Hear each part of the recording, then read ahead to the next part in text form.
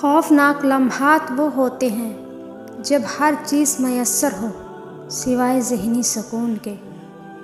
کسی کو بے سکون کرنے والا کبھی سکون نہیں پا سکتا۔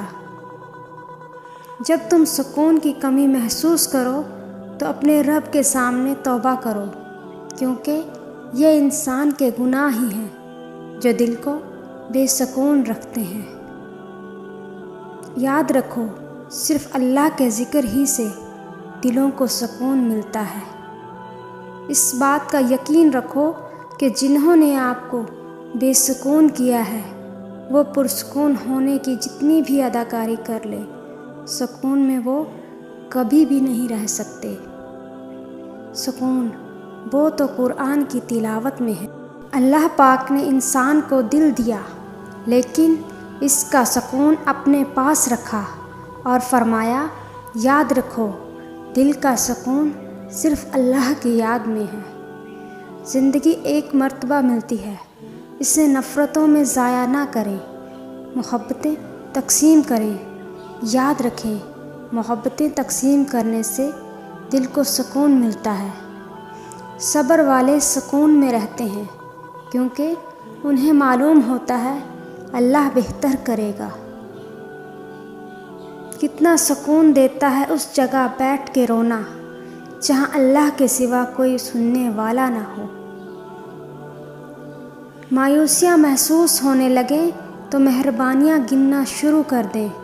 اللہ کی محبت کی مٹھاس محسوس ہونے لگے گی اور دل سکون سے لبریز ہو جائے گا۔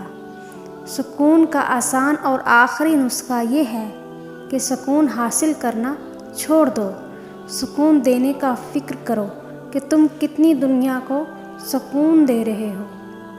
جو شخص سکون دینا شروع کر دیتا ہے اس کو سکون خود بخود ملنے لگ جاتا ہے۔ سکون اور راحت سجدہ خدا میں ہے۔ پھر میں نے سکون سے پوچھا کہ تم کہاں رہتے ہو؟ تو اس نے اللہ کے ذکر کی طرف اشارہ کیا۔ ساتھ ہی کھڑے ہوئے سمجھدار علم نے بتایا کہ لوگوں کی مدد میں بھی آپ کو ملے گا۔ سکون پتہ ہے کیا ہے؟ اکیلے بیٹھ کر رب سے باتیں کرنا۔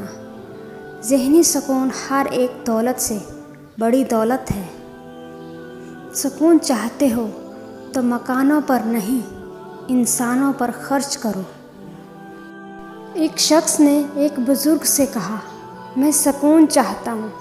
بزرگ نے فرمایا، اس جملے میں سے میں نکال دو، یہ تکبر کی علامت ہے۔ چاہتا ہوں نکال دو، یہ خواہش نفس کی علامت ہے۔ آپ کے پاس صرف سکون رہ جائے گا۔ ویڈیو اچھی لگے تو لائک کر دیں، چینل کو پلیز سبسکرائب کر دیں۔